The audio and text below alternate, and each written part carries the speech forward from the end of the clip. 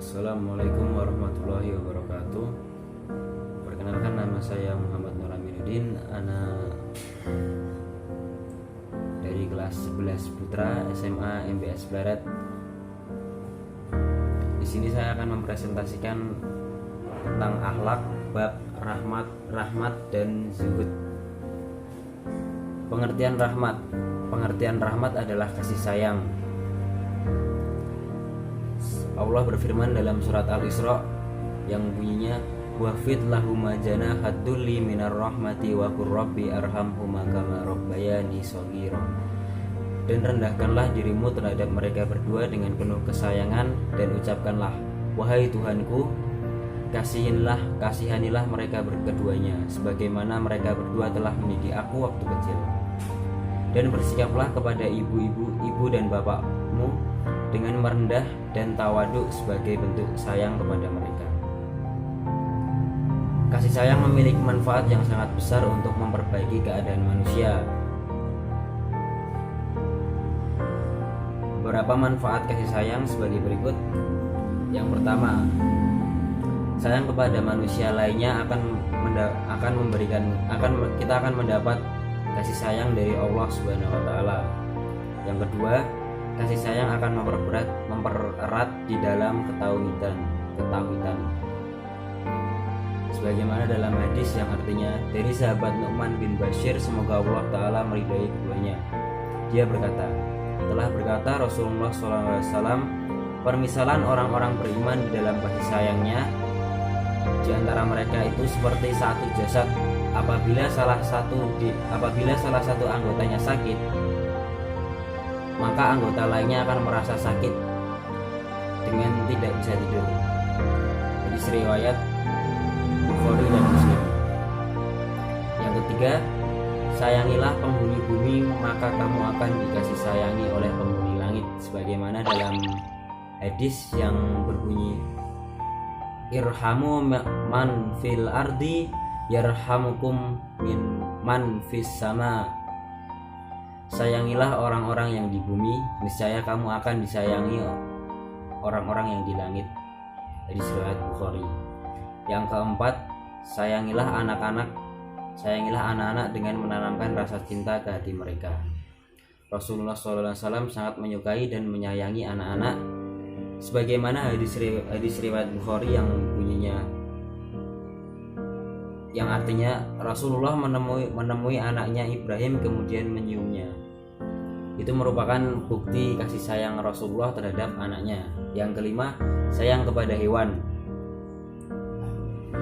Sebagaimana dalam hadis yang berbunyi, aku berkata, ya Rasulullah, aku akan mengorbankan domba-domba itu dan mengasihani mereka. Dia berkata, dan domba-domba itu, jika mereka memiliki belas kasihan, semoga Allah menyayangimu. Yang keenam, lemah lembut. Allah Subhanahu wa taala berfirman dalam surat Ali Imran ayat 159 yang artinya, maka disebabkan rahmat dari Allah lah kamu berlaku lemah lembut terhadap mereka.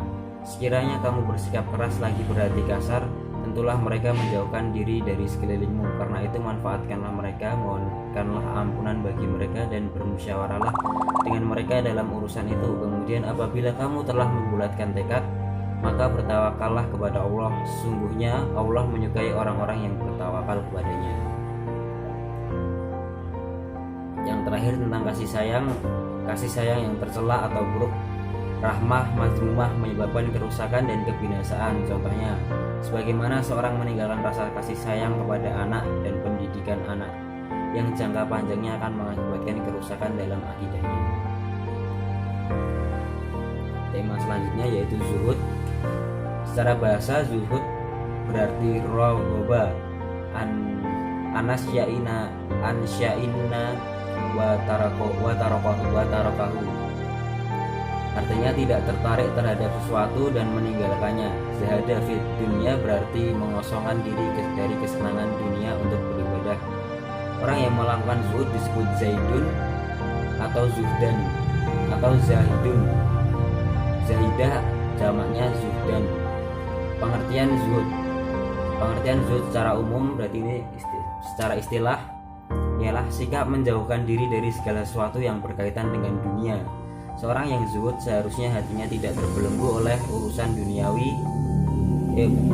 oleh hal-hal yang bersifat duniawi, dan tidak menjadikannya sebagai tujuan, hanya sarana untuk mencapai derajat ketakwaan yang merupakan bekal untuk akhiratnya. Hakikat zuhud adalah